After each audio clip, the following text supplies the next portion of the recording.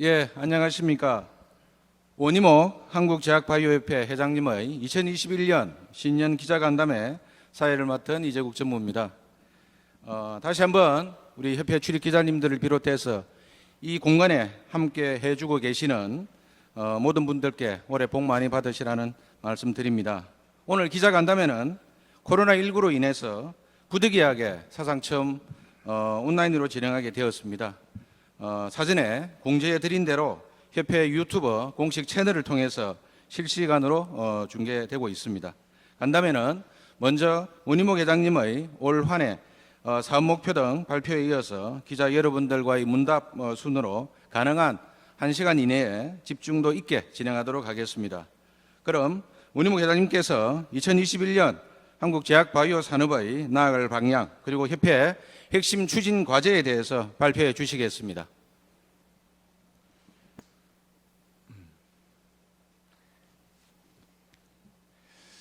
네, 늦었지만 새해 복 많이 받으십시오. 코로나19 팬데믹은 국민의 건강과 생명을 지키는 사회 안전망의 중요성을 일깨워 주었습니다. 각국의 의료와 방역 체계는 극히 허약한 실체를 드러내기도 했습니다. 국가적 위기 상황을 종식시킬 해결책은 치료제와 백신 개발입니다. 많은 국내 제약바이오 기업들도 치료제, 백신 개발에 온 힘을 기울이고 있습니다. 앞으로도 우리 산업에 책무라할 치료제, 백신 개발을 책임감 있게 수행하여 제약 주권 확립의 전환점으로 삼겠습니다. 정부는 제약바이오를 미래차, 시스템 반도체와 함께 미래 3대 주력 산업으로 육성하기 위해 범국가적인 지원 의지를 구체화하고 있습니다. 연구개발 투자, 메가펀드 조성, 불필요한 규제의 전면 혁신, 인재 양성, 빅데이터 활용, 생태계 조성 등의 많은 일들을 가속화하고 있습니다. 산업계도 10년 연속 의약품 수출 성장, 역대 최고의 10조 원대 기술 수출 등 국가 경제에 활력을 불어넣고 있습니다. 제약 주권 실현과 글로벌 성공 시대, 2021년 한국 제약 바이오 산업에 부여된 시대적 과제이자 존재 이유입니다. 한국 제약 바이오 협회는 올 한 해 보건 안보 강화, 블록버스터 창출, 글로벌 진출 가속화, 산업 환경 혁신 등 4대 과제 실천에 진력할 것입니다. 코로나19로부터 국민을 보호하고 글로벌 무대에서 K-팜 성공 시대를 열기 위해 모든 역량을 쏟아붓겠습니다. 그리고 이제 미리 배포해드린 자료에도 있듯이 2021년도에 예상되는 국내 환경 변화 이렇게 좀 몇 가지 적었습니다. 이거는 세계 시장 동향은 이제 제약 바이오 산업이 이제 고령화 그리고 이번에 이제 코비드 여러 가지 문제로 해서 많은 그 성장을 했습니다. 2020년부터 2026년까지의 세계 처방의약품 시장이 연평균 7.4%의 성장률을 기록해서 2026년에는 1조 3,090억 달러에 달할 것으로 예측하고 있습니다. 그래서 앞으로도 상당히 그 촉망받는 시장이라고 생각을 합니다. 그리고 앞으로 또 자국 우선주의 강화 등으로 해서 의약품 수출입 등의 교역과 해외 시장 진출의 어려움은 또 지속될 전망입니다. 거기에 따라서 국내 정책 환경은 정부가 제약바이오 산업을 3대 주력 육성 산업으로 선정하고 바이오 헬스 산업 혁신 전략을 발표하고 그런 등 이제 미래 성장 동력으로의 육성을 천명하고 지원 기조를 계속 이어갈 전망입니다. 올해는 특히 코로나19 치료제 백신 그리고 첨단 재생의료 R&D 투자 뭐 이런 것들이 더해지면서 국가 지원이 더욱 확대될 예상입니다. 그리고 산업계의 투자, 연구개발 투자 여력을 약화시킬 수 있는 이런 정책 실시도 약간의 우려는 있습니다. 그게 이제 뭐 재정 절감 목표란 급여 적정성 재평가나 제네릭 약가제도 개편에 따른 가산 재평가 시범 확대 이런 것들도 우려는 있습니다만은 앞으로 올해 한 해 그리고 앞으로의 그 우리 한국의 제약 바이오 산업은 정부의 지원을 바탕으로 앞으로 계속해서 역할을 할 것으로 기대를 합니다. 그리고 국내 산업 동향으로 보면은 이제 다소 여러 가지 일들이 일어나고 있습니다. 산업계는 이제 국내 시장 제네릭 위주의 다품종 소량 생산 방식으로는 생존 자체가 불투명하다 이런 판단을 하고 있습니다. 연구개발 투자 확대와 해외 시장 진출에 더욱 다양하고 공격적인 방식의 도전적 행보가 예상됩니다. 특히 코로나19 치료제 백신 개발 경쟁이 한층 치열해질 전망입니다. 녹십자, 셀트리온, 대웅제약, 종근당 등 코로나19 치료제 개발에 속도를 내고 있어 또 SK바이오사이언스, 한미약품, 또 GC녹십자, 삼성바이오로스 등은 코로나19 백신을 위탁 생산 예정이거나 생산 역량을 갖춘 기업으로 세계적으로도 평가를 받고 있습니다. 올해 최소한 3개 이상의 국내 개발 신약 탄생이 예상되고 특히 31번, 31번째 국산 신약인 유한양행의 렉나자의 글로벌 블록버스터 도전이 주목되고 있습니다.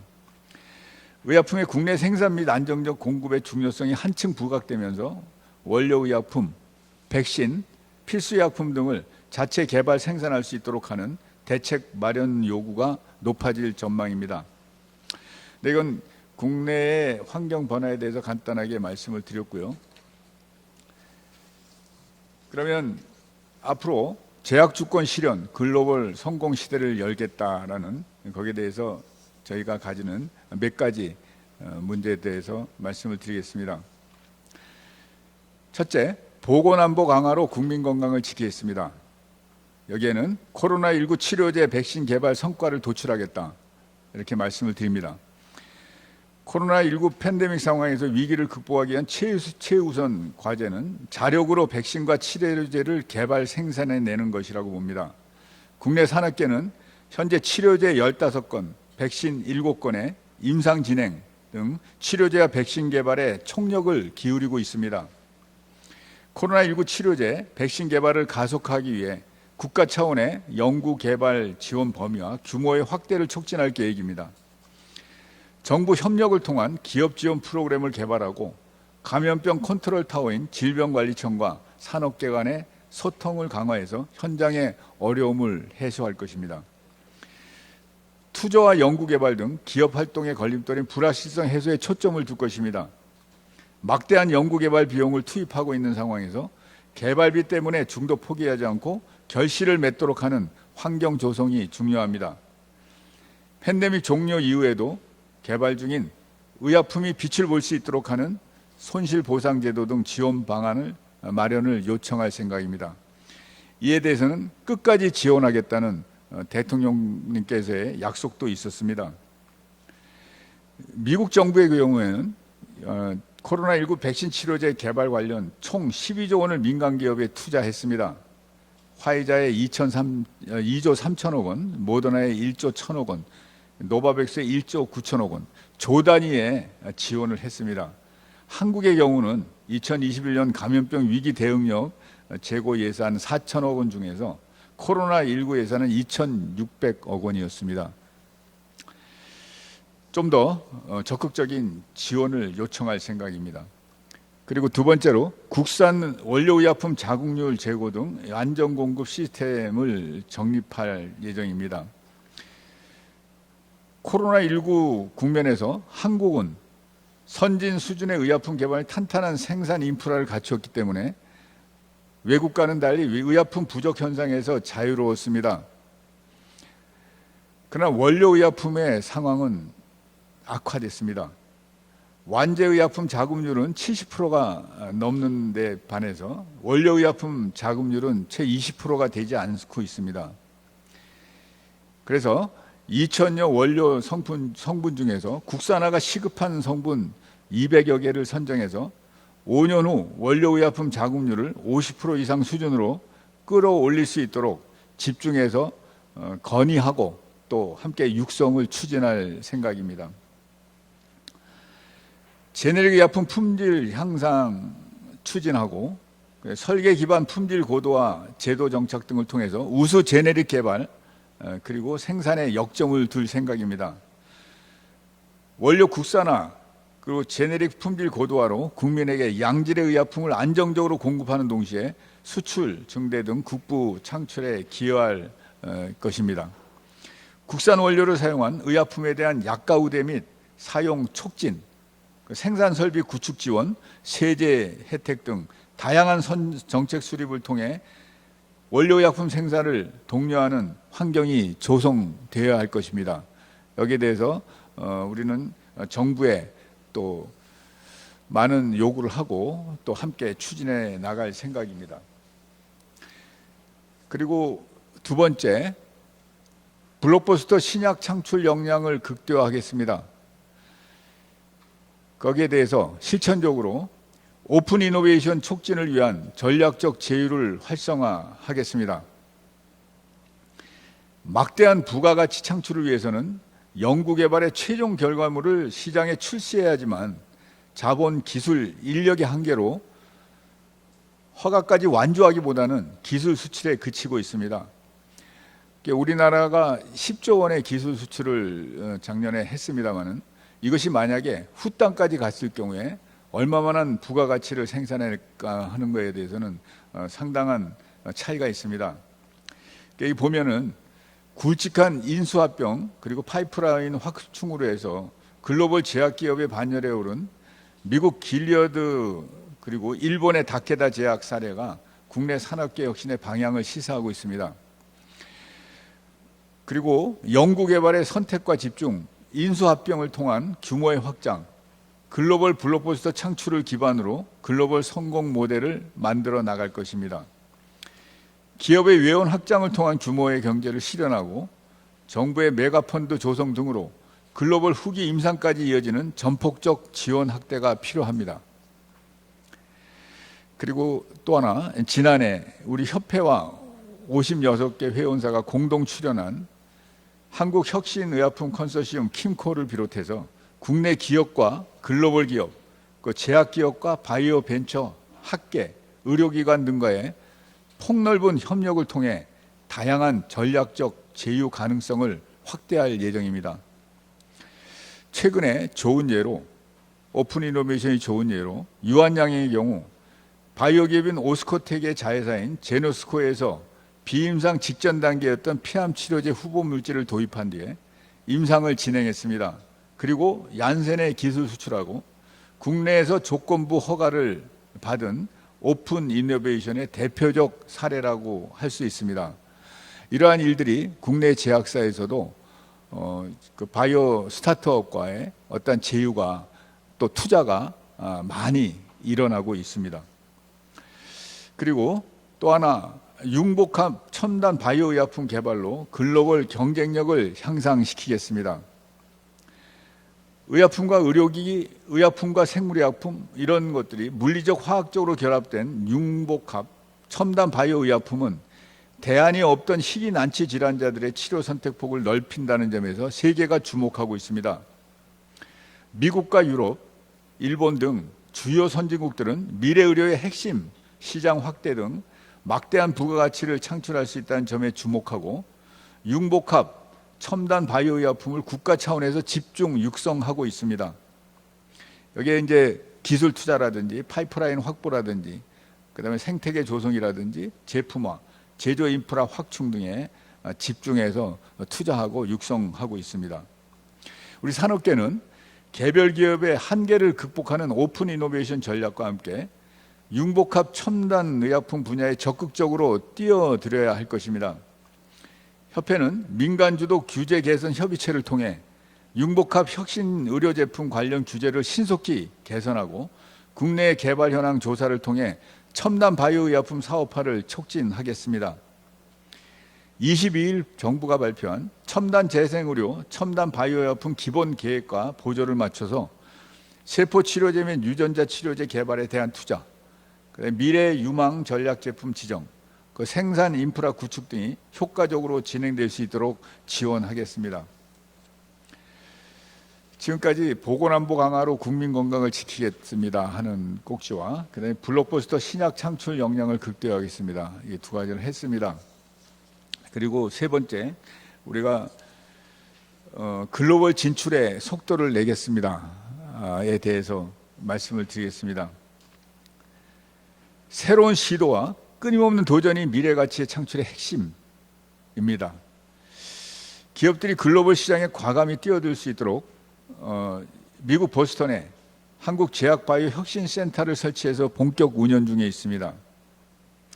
EU 겁종 국가에도 제2의 한국제약바이오 혁신센터 설치를 추진하고 있습니다. 한국제약바이오 혁신센터는 보스턴 주재 한국영사관의 행정 지원을 받고 보건산업진흥원 보스턴지사의 사업 지원을 받을 예정입니다. 현지 전문가로 구성된 자문 기능을 통해서 제약바이오 산업의 글로벌 혁신 기지로 발전시켜 나갈 것입니다. KPB 가칭으로 했는데요. 여기는 이제 미국 보스턴에 CIC에 이제 저희들이 설치를 할 예정이고 현재 이제 진행 중에 있습니다. 현재 글로벌 신약 개발 생태계 현지에서 주요 임상 연구, 사업 개발, 법률, 국제 특허 출원 및 분쟁을 경험한 주역들이 직접 자문진으로 참여하는 실전 컨설팅 프로그램을 가동 중이고 이를 보다 활성화할 예정입니다. 미국 MIT 산학협력 프로그램 ILP 최초의 제약산업 컨소시엄 가입을 해서 운영하고 있습니다. MIT ILP에서는 제약산업 컨소시엄으로는 처음으로 한국 제약 기업들을 받아들였습니다. 영국 생명과학연구소 연계, 글로벌 협업 프로그램 공식 가입, 그리고 글로벌 오픈 이노베이션을 지속적으로 확대, 전개하고 있습니다. 그래서 미국 그리고 유럽 그리고 동남아 이쪽에 이제 많은 그 거점을 확보하고 우리 제약 기업들이 글로벌 진출할 수 있는 그 거점을 확보하고 지금 진행 중에 있습니다.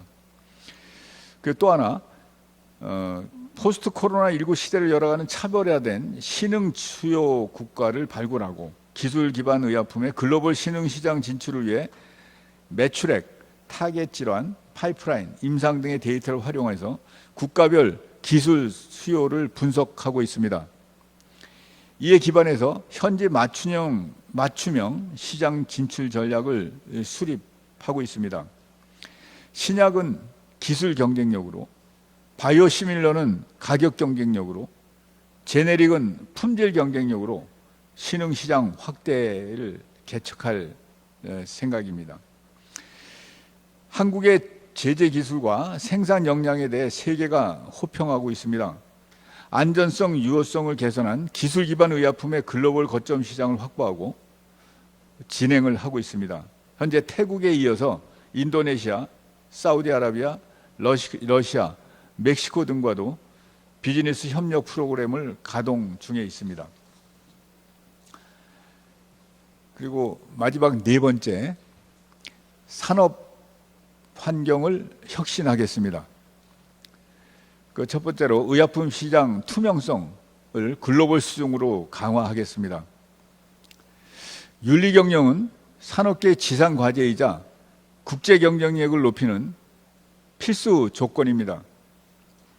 시장 투명성을 높이기 위해 MR 자격 인증 제도를 국가 공인 자격증으로 추진하고 CSO 양성화를 도모할 계획입니다.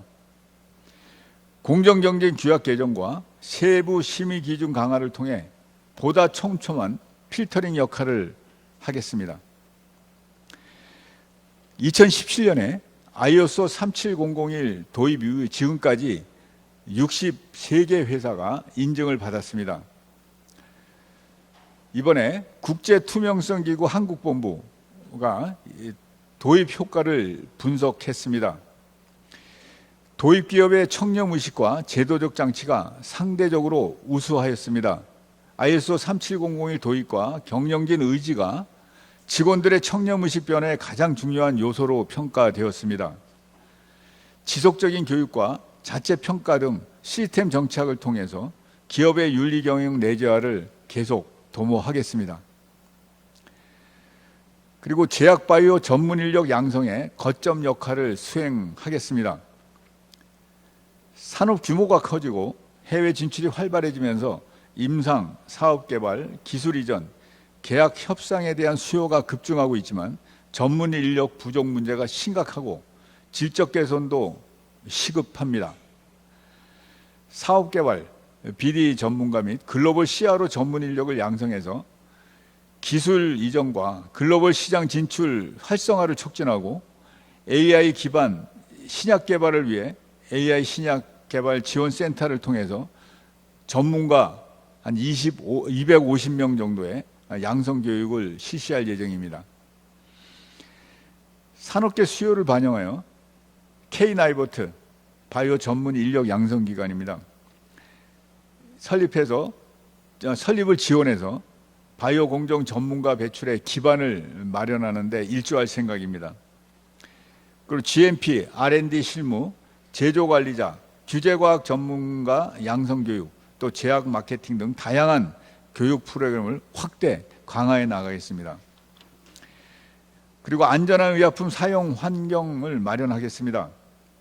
의약품 광고 심의의 전문성 강화 등 올바른 정보 제공과 오남용 예방으로 국민들이 안심하고 약물을 복용할 수 있는 환경을 조성하겠습니다. 협회 내 학술 전문위원회를 신설해서 전문약 질환 정보에 대한 가이드라인을 마련하겠습니다. 그 비의도적 불순물을 원천적, 선제적으로 차단하기 위해 유전 독성 불순물 평가와 국내 최신 동향 파악과 시험 분석을 위한 전문가 양성 교육을 실시하겠습니다. 의료 현장의 리얼월드 데이터를 활용해서 부작용 분석을 통해 약물의 재평가 및 안전한 의약품 사용을 유도하겠습니다. 이렇게 저희들이 2021년에 할 4가지 과제에 대해서 말씀을 드렸습니다. 다시 한번 말씀드리면, 첫째, 보건안보 강화로 국민 건강을 지키겠습니다. 그 두 번째 과제로 블록버스터 신약 창출 역량을 극대화하겠습니다. 말씀을 드렸습니다. 그 세 번째, 글로벌 진출의 속도를 내겠습니다. 그리고 네 번째, 산업 환경을 혁신하겠습니다. 이렇게 4가지 문제에 대해서 우리 협회에서 또 우리 업계에서 최선을 다해서 한 해 동안 일을 해나갈 생각입니다. 거기에 마지막으로 우리 정부에 바라는 말씀을 드리겠습니다. 정부와 산업계는 국가적인 코로나19 위기 상황을 극복하고자 노력하는 과정에서 민관 협력의 중요성을 절감했습니다. 그리고 많은 부분에서 민관 협력을 해 나왔습니다. 산업 현장이 끌고 정부가 밀어주는 민관 협력은 코로나19 치료제 백신 개발의 성공을 넘어 제약 바이오 산업을 대한민국의 미래를 책임질 3대 주력 기관 산업으로 성장시키는 요체가 될 것입니다. 산업계의 무한 혁신 경쟁, 그리고 성장의 꽃을 피울 수 있도록 돕는 정부의 정책 집행과 시장 환경 조성은 한 몸이라고 할 수 있겠습니다. 제약 주권 실현, 글로벌 성공 시대의 꿈을 현실로 만들기 위해 정부에 강력하게 건의합니다. 2가지 건의를 드립니다. 첫 번째, 보건산업 육성을 총괄하는 컨트롤 타워를 조속히 설치해 주십시오. 글로벌 환경 변화에 대응하여 국내 보건산업의 비전, 목표, 중장기 전략을 일관성 있게 추진해야 합니다. 기초연구, 임상시험, 글로벌 진출까지 전주기적 정책 개발 추진을 통합 관장할 수 있는 대통령 직속의 컨트롤 타워 설치가 절실합니다. 지금 많은 기구가 많은 부서에서 지금 제약 바이오 산업을 위해서 많은 일들을 하고 있습니다. 이게 총괄적으로 일관성 있게 이렇게 조율되고 하는 기구가 반드시 필요하다고 봅니다. 그래서 좀 더 효율적인 어떤 결과를 낼 수 있는 그런 기구를 얘기를 하는 겁니다. 그리고 바이오 헬스 산업은 특히 국민 건강과 직결되는 사회 안전망이자 미래 국가 경제를 주도해 나갈 성장 동력이기 때문에 이건 태생적으로 규제 산업입니다. 규제 정책과 그러면서도 또 상업적인 육성 정책의 합리적 조화가 필요한 분야입니다. 이를 뒷받침하기 위해서는 실무 총괄부처인 보건복지부 내에 산업정책 조직의 강화와 역할 확대가 시급히 이루어져야 한다고 봅니다. 지금 보건복지부에서는 보건산업에 대해서 바이오 헬스 산업에 대해서 이제 규제를 주로 담당하고 산업진흥 쪽, 산업정책 쪽에서는 사실은 좀 조직이 약하게 지금 운영이 되고 있습니다. 그래서 이 규제와 산업진이라는 이 두 어떻게 보면 상반된 그 가치를 추구하는 보건복지부 내에 산업진흥 쪽에 산업정책 쪽에 조직 강화가 반드시 필요하다고 봅니다. 그거를 좀 요청을 드립니다. 그리고 산업혁신 성장을 촉진하는 미래지향적 정책을 펼쳐 주십시오. 지금 많은 일들을 지원하고 계십니다마는 한 번 더 촉구를 드립니다. 융복합, 최첨단 바이오 의약품 개발 등 산업계의 혁신적 도전이 꽃을 피우기 위해서는 산업에 결정적 영향을 미치는 규제 과학도 발맞춰서 합리적으로 바뀌어야 합니다. 의약품의 개발, 인허가 관련 심사 전담 인력 확충과 심사 조직의 강화는 더 이상 미룰 수 없는 시급한 과제입니다. 미국, 일본의 경우에 의약품 인허가 조직 내에 심사 인원이 전체 40% 이상을 차지하는데 거기에 반해서 우리 식약처의 경우는 허가 심사 인력은 20%에서도 미치지 못하고 있는 게 실정입니다.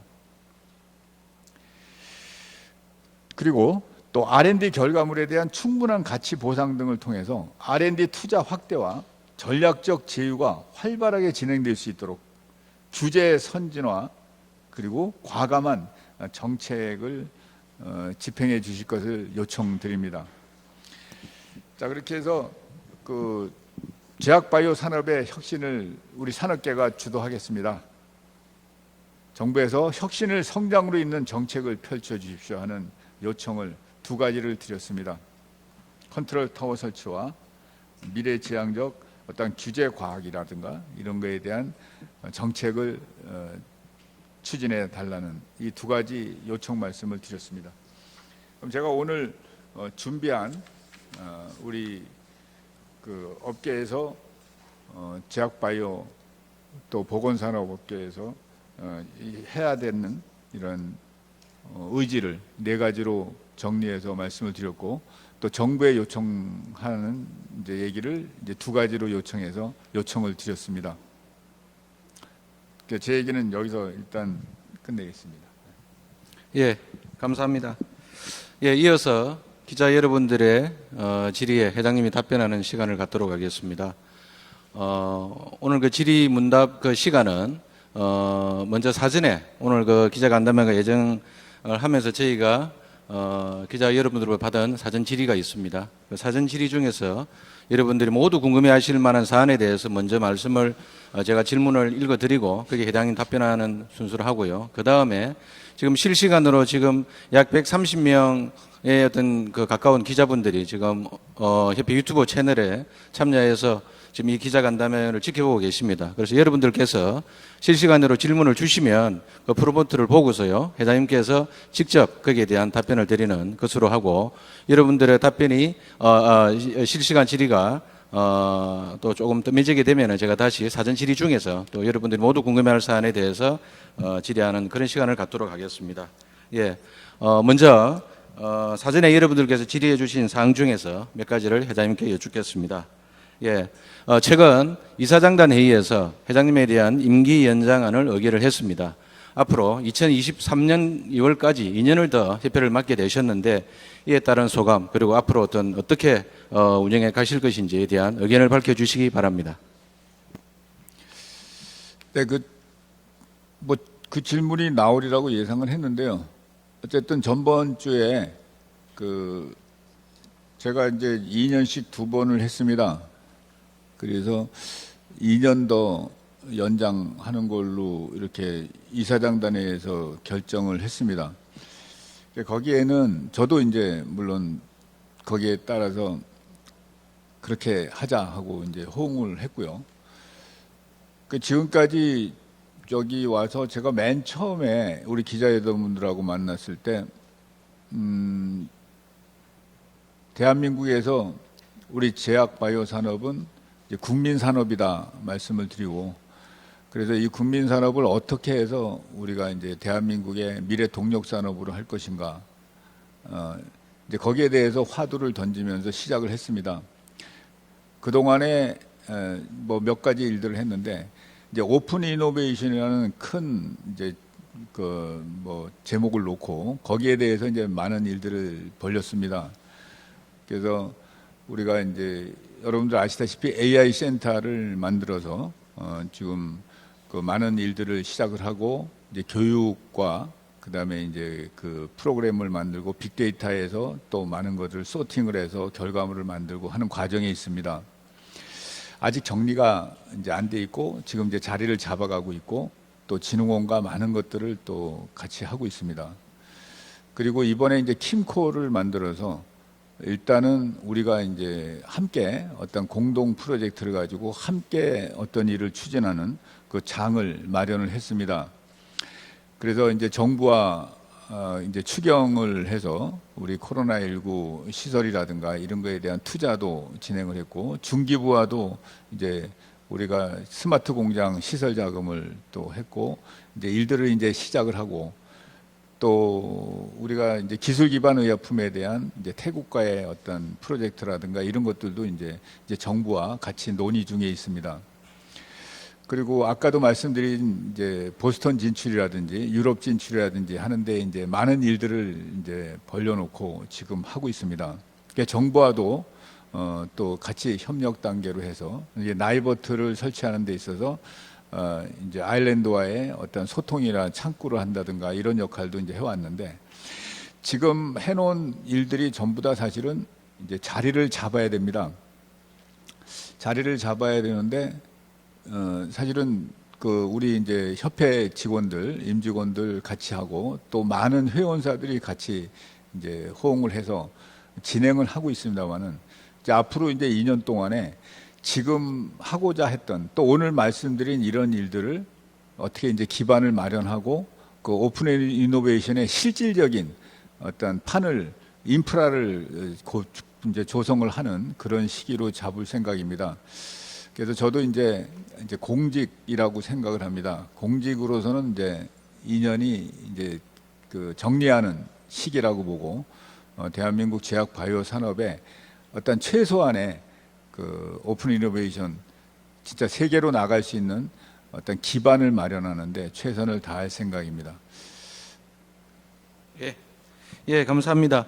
지금 기자 여러분들의 실시간 질의가 쭉 올라오고 있는 것 같습니다. 한 가지 사전 질의 중에서 한 가지만 더 제가 기자들을 대신해서 여쭤보고요. 짧게 가능한 답해 주시고 그 다음에 실시간 문답 순서로 가겠습니다.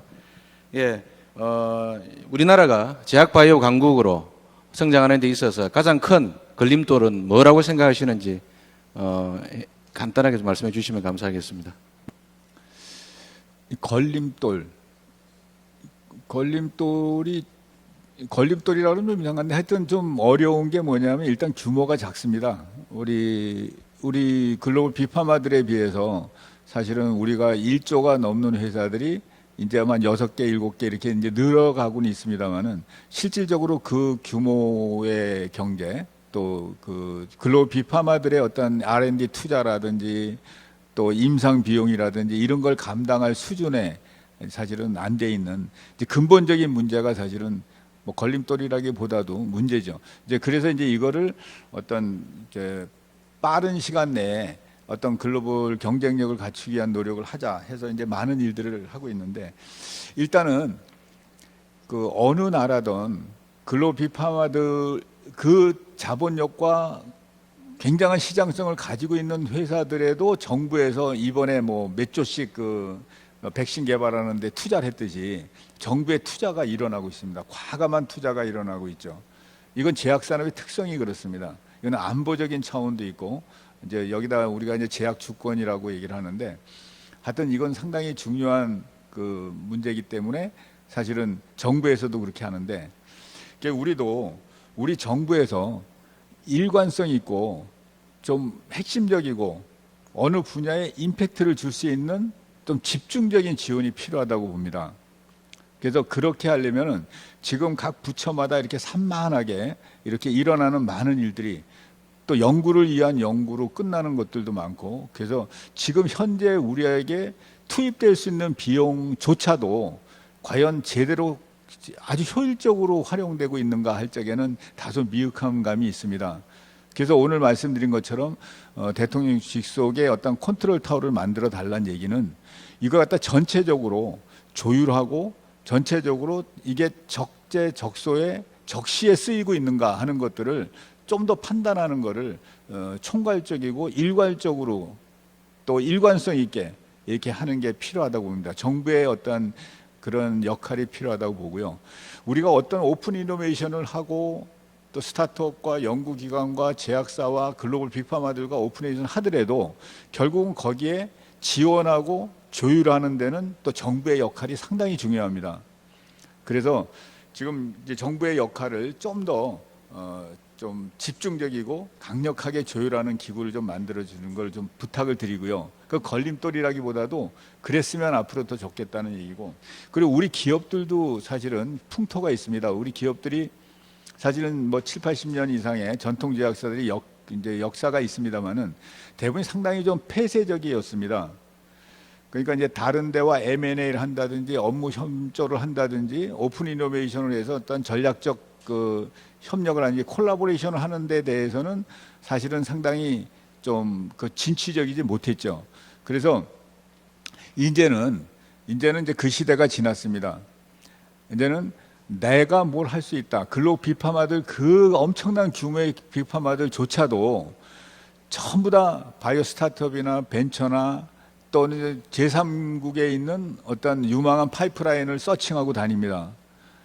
그래서 이제 전부 다 이제 같이 모여서 힘을 합쳐서 하는 게 지금 추세고 많은 부분에서 이제 우리도 많이 변화하고 있습니다만은 좀 더 그 변화의 속도를 좀 더 할 필요가 있다고 봅니다.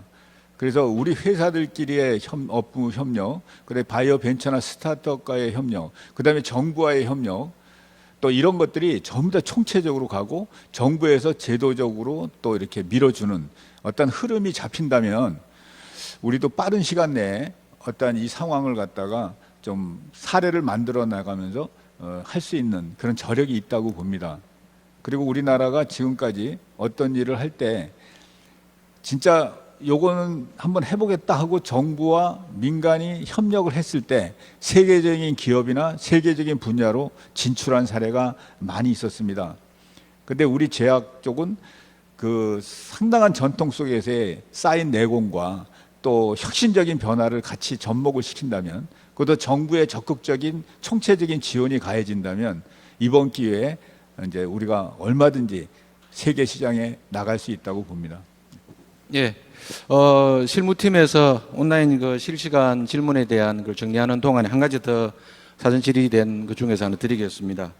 코로나19 국면에서 제약주권 강조되고 있고 오늘 또 회장님의 기자간담회에서도 제약주권 실현을 가장 큰 화두로 내세워졌습니다. 제약주권 실현이 왜 그렇게 중요한 것입니까? 네? 제약주권이 왜 그렇게 제약주권 실현이 왜 그렇게 제약주권이. 중요한? 예. 이제 제약주권이라고 썼습니다. 그래서 아까도 이제 얘기 중에 나왔습니다만은 실제로 이 제약주권이 코로나 뭐 백신 치료제뿐이 아니라 하여튼 약이라는 거는 국민들의 생명과 건강을 지키는 굉장히 소중한 가치를 가지고 있는 상품입니다. 일반 생필품하고는 조금 다르죠. 그런데 이제 어떤 팬데믹이나 이런 상황이 왔을 때 이번에 봤습니다. 인도에서 일단은 셧다운을 했습니다. 그랬을 적에 사실은 인도에서 나가는 그 제네릭이 미국 시장에서 상당 부 3분의 1 이상을 차지하고 있죠. 미국에서조차도 그 일반 필수적인 의약품이 사실은 사재기가 일어나고 그랬습니다. 근데 거기에 비해서 우리는 그래도 제네릭만 한다고 막 좀 문제라고는 했습니다만은 이번에 우리나라 제네릭은 한 70% 이상의 자급률을 가지고 있습니다. 그래서 사실은 어떻게 보면 약이 없을 때 우리나라에서는 뭐 사재기는 안 일어났죠.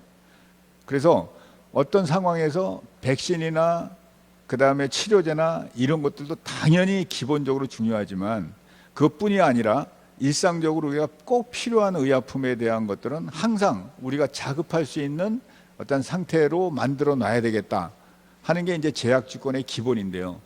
그래도 만약에 약이 없으면 어떻게 될 거냐?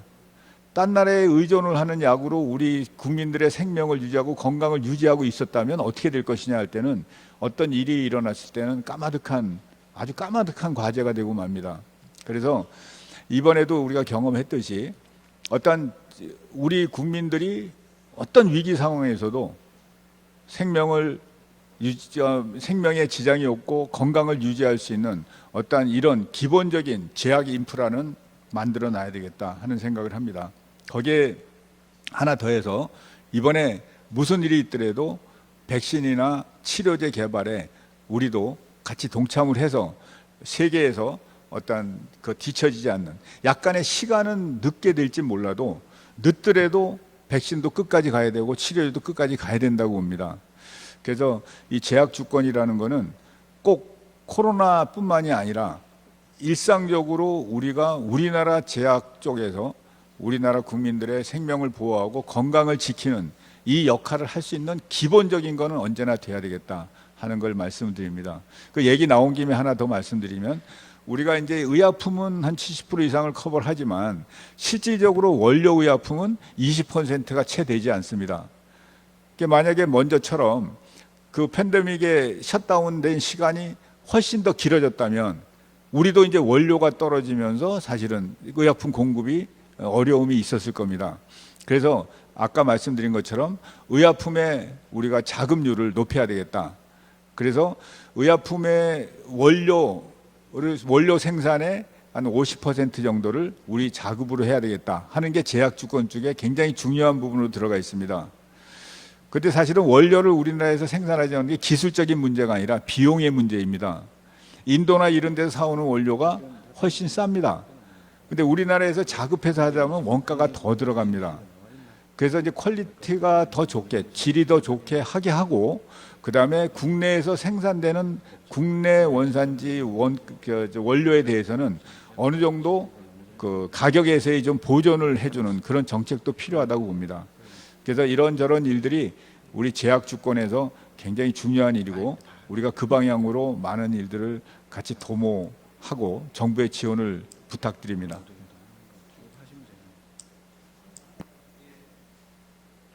예, 지금 이제 실시간으로 질문이 올라오고 있는데요. 여러분들이 의견을 주셨습니다. 그 중에서 질문을 하나 제가 읽어드리고 답변을 회장님께서 하시면 될 것 같습니다. 그게 좀 진행상 원활하게 될 것 같습니다. 예, 국산 API를 이용한 의약품에 대한 약가 우대 정책 추진을 건의하시겠다 이렇게 말씀을 주셨는데 AI 국가 중에서 이러한 약가 정책을 사용하는 신뢰가 있는지요? 그리고 혹시 구체적으로 약가 우대 퍼센티지에 대해서 어떤 생각하고 계신 대목이 있다면 어느 정도로 생각하시는지, 이와 관련해 있어서는 복지부와의 사전 교감이 있었는지 궁금합니다. 라는 질문을 주셨습니다. 네, 이 문제는 지금 이제 현재 원료의약품 약가 우대는 이제 그 63% 정도 1년 동안 유지가 되는데 실효성이 사실은 별로 없습니다. 그래서 5년 정도 연장해서 원료약품 약가 우대를 해서 실효성을 높여야 된다고 봅니다. 민간 협의체에서 지금 논의 중인데요. 이런 문제들에 대해서는 앞으로도 계속 협의해 나갈 생각이고 정부에서도 의지를 갖고 있습니다.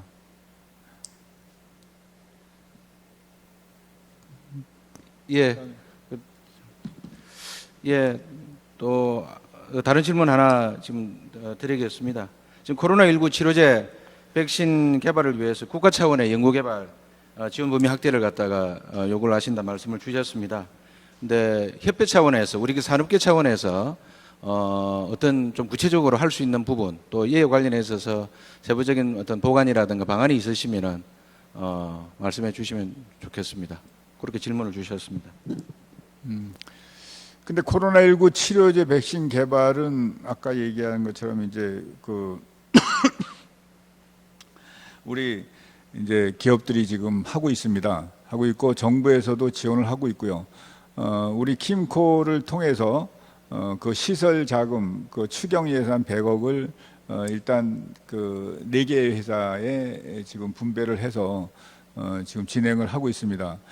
그래서 지원 범위 확대 등을 하는데 지금은 이제 코로나19 치료제 백신 개발을 위해서는 이거는 이제 우리 협회의 역할은 이제 정부의 지원과 이제 회사와의 연결시켜주는 역할을 지금 하고 있고요. 그 몇 가지 이제 일들을 하고 있고 특히 이제 킴코를 통해서 지금 이번에 시작을 했고요. 그리고 다른 부분에 대해서도 지금 이제 많은 얘기들을 하고 있습니다. 그리고 협회 차원에서 지원할 수 있는 거는 실질적으로 코로나19 치료제 백신 개발을 하고 있는 회사들을 이제 우리가 그동안에 계속해서 소통을 하면서 어떤 일들이 지금 지원이 필요한가, 그리고 지금 각 회사들에서 할 수 있는 일이 어떤 일이고 어디랑 연결을 해야 되는가 하는 것들을 전부 다 계속해서 같이 소통하고 있습니다. 그래서 주로 그 이제 코디네이터 역할, 그러니까 조율하고 그 정부와 그 회사와 연결을 시켜주고 뭐 이런 일들을 지금 하고 있습니다. 예를 들어서 그 혈장 치료제 같은 경우에 사실은 그 혈장을 확보하는데 어려울 때 그때 이제 협회가 나서서 정부와 또 적시자와 또 혈장 치료제를 만드는 회사와 연결을 시켜서 실제로 그 일을 하게끔 한다든지, 그래서 이제 그런 중간에서의 우리 회사끼리의 연결고리, 그 다음에 정부와 회사의 연결고리, 또 이제 글로벌 회사와 또 우리 회사와의 연결고리, 이런 역할들을 지금 지원하고 있습니다. 이어서 지금 사전에 배포해드린 그리고 대장님께서 말씀 주신 키메시지 자료 중에 3페이지에 팬데믹 종료 이후에도 개발 중인 의약품이 빛을 볼 수 있도록 하는 손실보장 제도에 대해서 기자분들의 잘 안 들리는. 손실보장 제도 있지 않습니까? 팬데믹 우리 국내 기업들이 그 코로나19 관련한 치료제 백신을 개발했을 경우에 코로나19 종식이 되더라도 그걸 빛을 볼 수 있도록 하는 어떤 손실을 보장, 그래야 개발을 할 거기 때문에요. 관심이 많은 것 같습니다. 거기에 대해서 혹시 개발하고 있는 제약사들의 어떤 요구하고 있는 그런 범위라든가 이런 거 좀 다소 조금 앞서간 감은 있습니다만은 어쨌든 그 손실 보장 제도에 대해서 갖고 계시는 회장님의 어떤 구상이랄까요? 설명해 주시면 감사하겠습니다. 뭐 그런 거 뭐 회장이 뭐 이제 뭐 정리할 수 있는 건 아니지만 예전에 그 신종플루 때 그 우리 국내 회사가 백신 개발을 했습니다. 해서 사실은 신속하게 했고, 그래서 그 부분을 했는데 사실은 딱 신종플루가 꺾이고 나서 그 투자와 그 재고와 이런 거에 대해서 완전히 그 손실이 나고 말았습니다. 그래서 이번에도 회사 우리 회원사들한테 어떤 백신이나 치료제를 개발하자고 처음에 이제 이게 창고를 할 때 많은 얘기를 할 때 그 얘기가 다 나왔습니다. 열심히 해서 만들어 놔도 나중에 이제 그런 문제가 생겼을 때는 아무도 책임져 주지 않는다. 그래서 그거를 정부에도 전달을 했고, 그래서 이제 거기 그 정부에서도 이제 만약에 그런 문제가 생겼을 때는 손실 보상이나 이런 거에 대해서 책임을 지겠다라는 것을 분명히 얘기를 했고요. 그래서 그 부분에 대해서는 뭘 어떻게 한다라는 거 구체적인 거 아니지만 우리가 어떤 그 진짜 공익적인 차원에서 우리가 최선을 다해서 뭘 만들어 놓고 진짜 그것 때문에 손실을 입는 부분에 대해서는 그거는 이제 앞으로도 그건 충분히 얘기가 되고 또 그렇게 하기로 그렇게 했습니다. 감사합니다. 또 다른 기자분의 질의가 있습니다. 의약품 시장 투명성 제고와 관련해서 MR 자격 인정 제도를 국가공인 자격증으로 추진하고 CSO 양성에 대한 의지를 밝히셨습니다.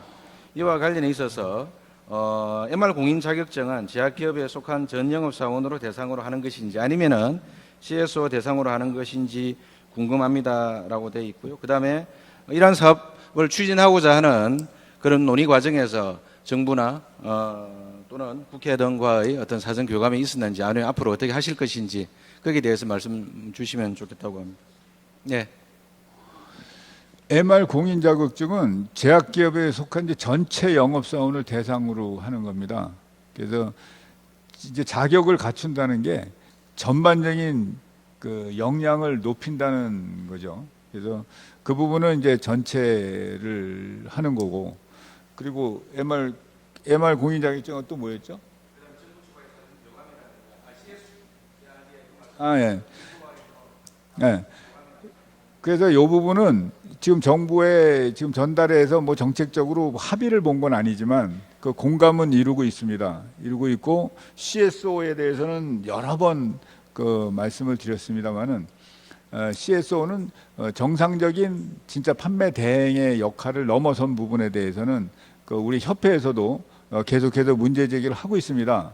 그래서 CSO가 나쁘다는 게 아니라 CSO를 제대로 양성화시키자는 거고, 이제 이런 과정에서 그 MR 자격증도 이제 그 전체적인 거를 통해서 이제 그 전체 분위기를 투명성 있게 바꾸자는 그런 뜻입니다. 결국은 어떤 제약바이오 산업이 제대로 크기 위해서는 사람과 돈입니다. 그래서 너무 노골적으로 얘기해서 뭐한데, 결국은 그걸 할 수 있는 사람이 있어야 되고, R&D를 하든 뭐라든 사람이 있어야 되고, 거기에 따른 또 자본이 받쳐줘야 됩니다. 그래서 그 우리가 그 바이오 트렌드죠. 제약이 이제 바이오 의약품의 포션이 점점점 늘어나고 있습니다. 거기에 비해서 사실은 바이오 의약품을 담당하고 그 R&D라든가 이런 걸 해나갈 전문 인력적이 태부적입니다. 아직까지. 그래서 우리가 한 3년 전부터 그 아일랜드 나이버트 바이오 의약품 양성기관, 세계적인 양성기관이죠. 거기와 계속해서 접촉을 하면서 우리나라의 그 나이버트의 교육 프로그램을 좀 이렇게 왔으면 좋겠다 하는 걸로 해서, 거기가 이제 제퍼슨이라든지 호주라든지 이렇게 몇 개의 그 브랜치가 있습니다. 세계 글로벌 브랜치가. 그래서 우리나라에도 하자 해서 사실은 그 작업을 몇 년 동안 하면서 우리가 좀 가운데서 좀 역할을 좀 했습니다. 그러면서 그 복지부와 산업자원부가 같이 이제 해서 이번에 이제 K-나이버트를 인천에다 하기로 하고 연세대학에서 주관하기로 이렇게 결정을 해서 진행 중에 있습니다. 거기 하게 되면 연간 한 2,000명 정도의 그 전문 인력이 바이오 의약품 전문 인력이 이제 배출이 되리라고 보고요. 그렇게 되면은 우리나라에도 수급이 되지만 결국 우리나라가 바이오 의약품의 어떤 허브로서의, 이 동북아 허브로서의 역할을 할 수 있다고 봅니다. 그래서 아일랜드에서도 사실은 그 나이버트를 그 교육기관을 이제 설치를 하고 나서 설립하고 나서 사실은 거기가 바이오 허브, 유럽의 바이오 허브의 역할을 하는 이제 그런 쪽에 이제 유인 효과가 있었습니다. 그래서 일단은 그 나이버트를 통해서 우리가 바이오 인력 양성하고, 그리고 지금 현재 인력 양성, 우리 제약 바이오의 인력 양성은 지금 우리 AIS 센터라든지 또 우리 교육 프로그램이라든지 이런 걸 통해서 지금 상당히 많은 부분은 사실 하고 있습니다. 하고 있는데 그걸 좀 더 이제 좀 확대시키고, 그리고 외부의 그 교육기관과의 연대 부분도 하고, 지금 예를 들어서 그 어디죠? 김 교수님이 그 지금 밖에 그 기관이나 교육기관과도 연계해서 지금 교육을 하고 있고요. 그래서 앞으로도 점점 더 그거를 이제 할 겁니다. 키스트라든지 그다음에 그 암센터의 대학원과의 연결을 해서 우리가 이제 어떤 온콜로지에 대한 걸 한다든지 해서 다양한 교육 프로그램을 만들어서 앞으로 이제 진행을 할 생각입니다. 예. 기자분들께서 궁금한 점이 또 다소 많은 것 같습니다. 사전 질의한 것 중에서 한 두 가지 정도는 말씀을 주시면 좋겠다는 사항이 있습니다. 1+3 공동위탁생동 제한 등 그 산업계 내 의견이 엇갈리는 그런 사항이 있습니다. 이와 관련해 있어서 기업 간의 의견차 1+3 공동위탁생돈 제한 문제에 대해서 산업계 간의 의견 차를 어떤 식으로 극복해 나가고 계시고 협회 입장은 어떤 것인지 말씀해 주십시오. 네, 그거 1+3은 제네릭 날림 문제, 그리고 그 한 성분에 뭐 100개까지 나오는 이 제네릭의 문제, 또 그리고 과당 경쟁의 문제, 그리고 공동생동으로 해서 그 진입 장벽을 낮추는 데 따른 어떤 그 무차별적인 그 시장 그 확대, 이런 것 때문에 오는 뭐 리베이트 문제, 이렇게 사회 문제가 많이 돼 있었습니다. 그래서 제가 여기 올 때부터 그 문제가 협회에서 돼 있었고, 그래서 와서 바로 그럼 어떻게 제네릭 날림 문제를 좀 조율할 것인가. 그래서 1+3이고 뭐고 그냥 딱 그 생동은 한 군데서 해서 한 군데서 내라, 뭐 이런 얘기도 있었습니다만은 과도기적으로 해서 그 절충안이 뭐냐 하는 거를 내부적인 토론을 엄청나게 했습니다. 그래서 나온 게 1+3이었고, 그래서 정부와도 교감이 됐고, 또 그 1+3 때문에 사실은 우리 회원사들에서도 많은 의견이 있었던 것도 사실이고, 지금도 1+3이 되게 되면 내가 지금 하는 패턴에서 좀 문제가 된다고 생각하는 회원사가 있는 것도 사실입니다. 그렇지만 이제 그거는 우리가 많은 토론을 하면서 사실 왔고, 앞으로의 트렌드에서 이런 방식으로는 살아남을 수 없다. 그리고 우리가 이제 제네릭도 이 R&D의 일환으로 내가 직접 생동을 하고 이런 쪽으로 가야 된다. 그리고 중소회사들은 이제 선택과 집중을 해야 된다. 그래서 중소회사들이나 큰 회사들이나 품목수가 비슷한 제약회사는 우리나라밖에 없습니다. 예를 들어서 뭐 100억, 200억을 매출을 올리는 데와 1000억을 매출을 올리는 데가 품목이 비슷하다는 것은 문제가 있습니다. 그래서 작은 회사들은 선택과 집중을 해서 내가 자신 있는 분야에 하자, 이런 내부 토론을 상당히 많이 했습니다. 그래서 선택과 집중이라는 걸 많이 했고, 오픈 이노베이션이라는 얘기를 많이 했고 하면서 사실은 제네릭 문제에 대해서는 사실 허심탄회하게 많은 분들과 얘기를 했고, 또 우리끼리도 각각 또 많은 토론이 있었습니다. 그 정부와도 많은 토론이 있었고요. 그래서 그게 이제 그거는 어떻게 보면 지금 상황에서는 이제 모든 회사들을 다 만족시킬 수는 없지만 최소한의 최도 공약수를 찾기 위한 노력을 했다고 생각하고요. 그 지금은 이제 그렇게 가면서 거기에 적응해서 선택과 집중을 하고, 이래서 어떻게든지 내가 내 아이덴티티를 찾아가는 이런 과정을 지금부터 시작을 해야 된다고 봅니다. 오늘 얘기한 것처럼 우리가 글로벌 시장에 나가겠다, 앞으로 뭘 하겠다, 정부는 이렇게 해주시오, 이렇게 이제 판이 이제 딱 커지는 판이고, 진짜 미래 동력 산업으로 가는 이 판에 우리가 어떤 면에서는 그 큰 그림을 같이 이제 공유하는 이런 노력들이 필요하다고 보고요. 그리고 작은 회사들이 불이익을 받는 이런 쪽으로는 가지 않을 겁니다.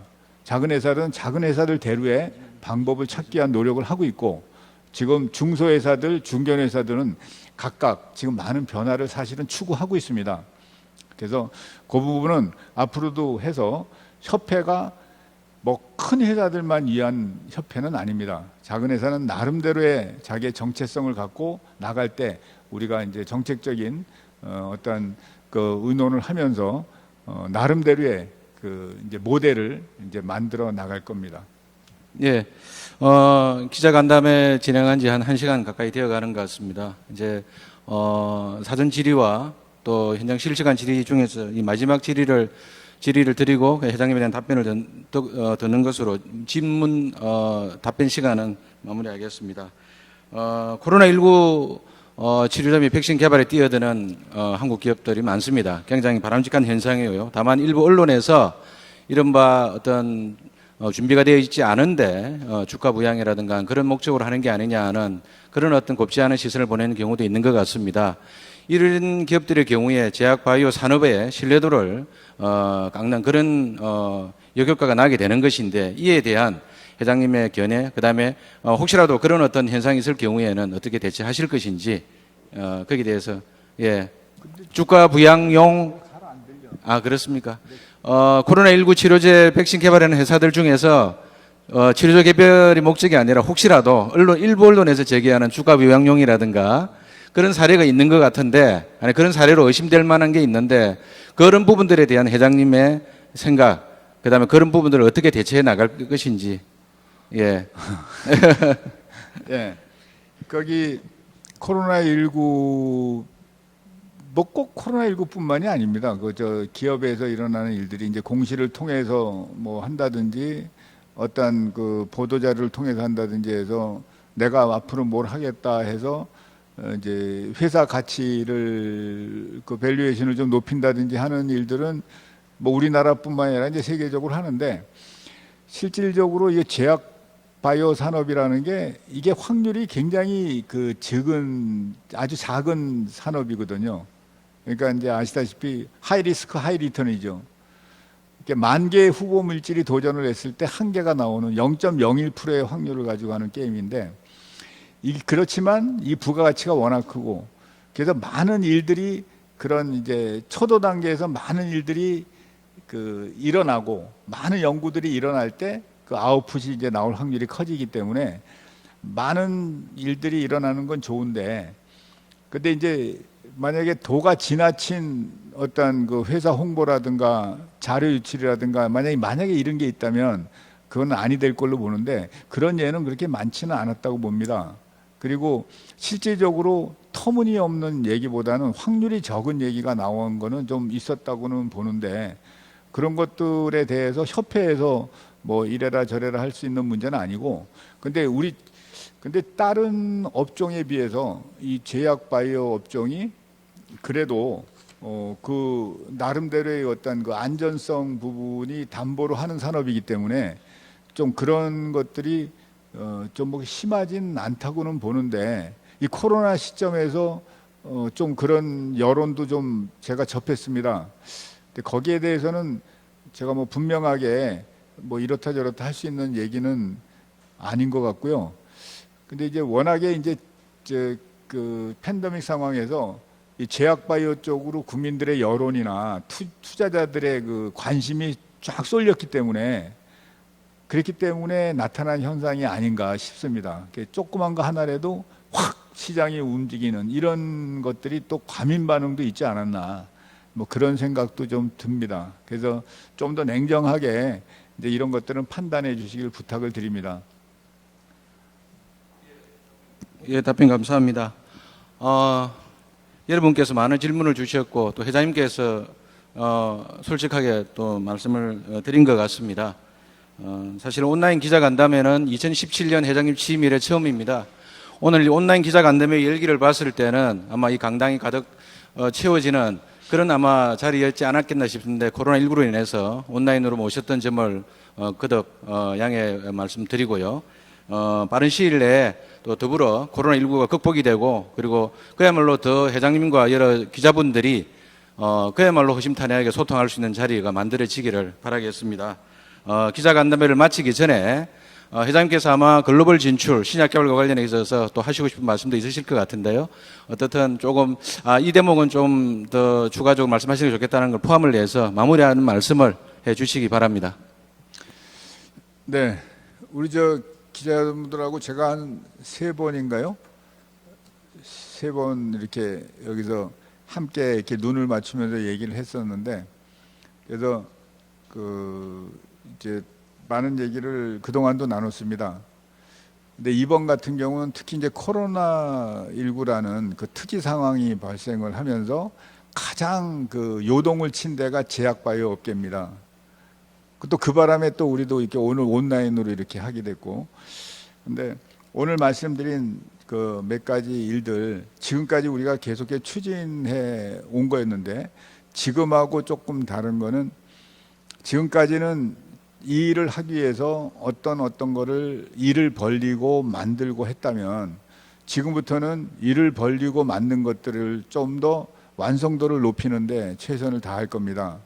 그래서 그 과정에서 우리 제약 바이오 산업은 실질적으로 이게 어떤 그 비등점이 지금 오고 있는데 치고 나가는 이거는 지금 아직까지는 좀 부족합니다. 그래서 이번 기회에 어떤 결과들이 나오면서 그리고 지금까지 추진했던 많은 것들을 우리 인프라로 정확하게 자리매김하는 이제 이런 시간으로 하고, 진짜 정부에서 바이오 헬스 산업을 3대 주력 산업으로 삼은 게 옳았구나 하는 거를 우리 산업계에서 보여줄 수 있는 그런 시간이 저는 멀지 않았다고 봅니다.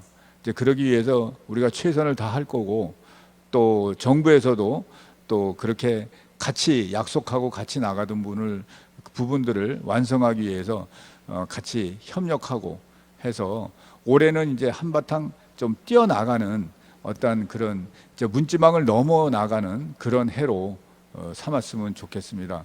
하여튼 기자 여러분들 그 코로나 조심하시고, 그리고 언제나 이렇게 성원해 주신 데서 감사드리고, 또 기대에 부응하기 위해서 우리 협회 열심히 하고 우리 회원사들과 함께 진짜 앞으로의 그 미래 동력 산업으로 자리 잡기 위한 노력을 올해도 더 힘차게 나갈 겁니다.